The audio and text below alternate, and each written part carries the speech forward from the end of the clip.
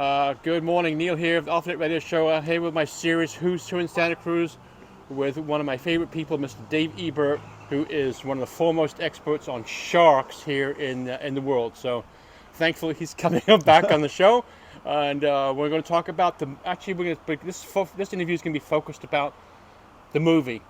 The movie, Jaws. Which you don't pay much attention to. You don't pay much attention to great white sharks, but we're gonna go. No. I'm gonna bust you up about the movie. Sure. But before we start.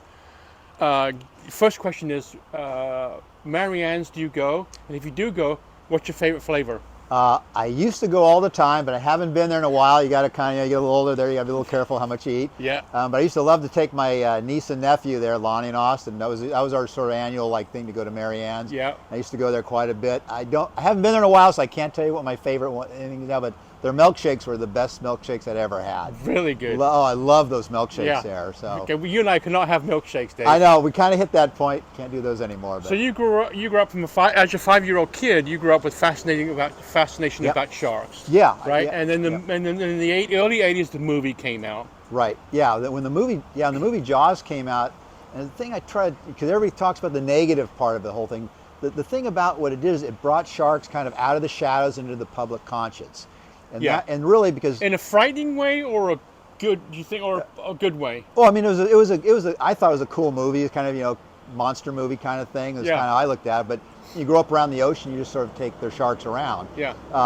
But the cool thing about with the whole Jaws thing is that people suddenly started paying more attention to sharks, and it really led to the whole field of shark research, because before Jaws, shark research was just the occasional shark attack. Yeah. After Jaws, suddenly people got interested in not just white sharks, but all kinds of sharks, and that's kind of like where I came. Was it realistic? I mean, the fish on the boat, and they got this 20. Well- looked like it's 25 feet long, 25 feet wide. The interesting thing is, I remember when you first saw the movie and the big climatic scene when the shark jumps in the back of the boat and eats Quint and stuff.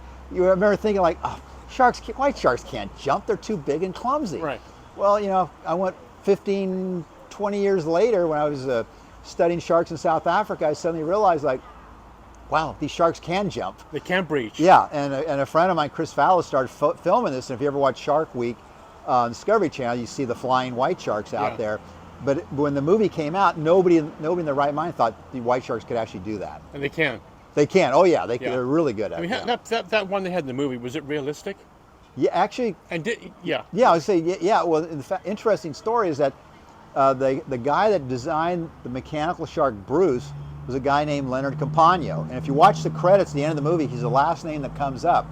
Campagno was my PhD advisor like 15 years later, but he actually designed the mechanical shark. And when I first saw that, it looked really real. Yeah. Now I watch the movie now, I'm like, it looks like a fake shark, But we didn't. But again, we know a lot more now than we did then. Did they really need a bigger boat? Well, based on the movie, yeah, I'd say so. I'd say in real life, probably not. But Yeah. But in Did you enjoy the movie, or did you go? Yeah, this I is a love the bunch. movie. This is- really? Oh yeah, I went and saw it at the Steinbeck Theater on Cannery Row. Yeah. When I was in high school, and yeah, I mean, I mean, you're a teenager, a bunch of your buddies, you go out there, and it's like, oh, that's kind of cool. It's like, Yeah. I enjoyed the movie. Yeah. What was the best part? I got to say probably when the shark jumping in the back of the boat was pretty kind of cool. Yeah. And then I think the other thing about when they're in the cabin that night, and Quint's telling the story about being on the USS Indianapolis, because Yeah. that was a true story about the whole ship sinking and stuff. Not that Quint was on the boat, but those are kind of things that stood out in my mind. Yeah. And of course, when at the end of the movie, this invincible shark, that was the other thing I didn't know at the time. But they kept putting these like big flotation things in there. Yeah. The sharks pulling these things around. In real life, a couple of those you can catch a white shark really easy, because they'll Yeah. dive a few times, they'll tire out, and they'll die pretty quickly. So Yeah, that was definitely a big stretch in the movie versus a reality. Yeah. Yeah. Would you pay money to go see it again? Probably not, 'cause I've seen it so many times. But, Yeah. But my lab over at Moss Landing Marine Laboratories, we get together, my students and I, and like usually the end of the year, end of the semester, we'll get some cheesy shark attack movie out there. Yeah. And we'll get some pizza and beer, and we'll watch a movie, some movie. It's fun to do. You enjoy you enjoy spotting the white sharks out here in the Monterey Bay. Rather, I know you go worldwide Yeah. and pretty much go after you research sharks that aren't well known. Right. There's one shark that's very well known. That's the great white shark. Yes. So you kind of stay away from those. Yeah, I mean, they're kind of, I mean, I've actually done some research on them. In fact, I was involved when I was a graduate student. The first age and growth paper on white sharks was done here at Moss Landing Marine Laboratories, and I was a master's student at the time. So I've done some research on them, but there's just so many other things that are really cool to learn about. And like what I think about the white sharks here in the bay is the fact there's so many out there. Over the last sort of 7-8 years, there's just been these concentrations of these sort of 6 to 8 foot sharks out there, which to me speaks very well of the health of the population out Of the here. Monterey Bay. Yeah, and just I mean the health of the marine environment in general, Right. because you know. So the big myth is that obviously this is a surfing town, but the big myth is that the kelp that we have outside of Pleasure Point is a barrier for the sharks. No, It's not. No. So if they're chasing a seal, and they'll go through. Yeah, you can literally go on Instagram or social media. You can find pictures of white sharks cruising through the kelp. Yeah. It's not that hard to find, really, if you Yeah. go around and look at them. And for someone like me who likes to surf Manresa, Yeah. and we talked about where me surfing. Nice knowing you, buddy.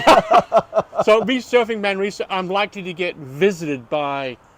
You probably get visited more than you realize. Yeah. You know, and the thing is, usually it's a good thing if you see them, because it's the one you don't see. It's going to be the problematic shark. Yeah. That might taste you. Yeah. On stuff, but yeah, I mean, it's you only really, even when we're up in the helicopter looking at them. Yeah. You can only see the ones that are kind of close to the surface, and usually they're just under the water. Did they like the murky water?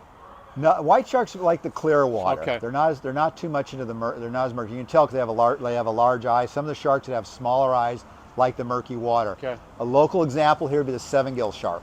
Okay. They can do better in murky You water. said that's your cup of tea, right? That's my cup of tea. That's your cup of tea. Yep. But we don't see the 7-gill ones out here, do we? They're out here, but we don't see them. We rarely ever see them. Okay. All right. But they're here. Yeah. You know, it doesn't mean if you go to the Monterey Bay Aquarium, you can see them in the big kelp tank there. Okay. Yeah. Mr. Dave, I want to appreciate you coming on the show today. Thanks. You're a great guest, and I want to promote your books. Also want to promote your Yep. podcast. Yep. My next book's due out in May. Okay. You can follow me on social media, Lost Shark Guy on Instagram and on Facebook. Yeah. And please check out my podcast, Beyond Jaws. I do with Andrew Lewin, and we have a YouTube channel, and we have audio, and we're on all the platforms, Spotify, Apple stuff. Check us out. You'll love it. Thanks, buddy. Yep.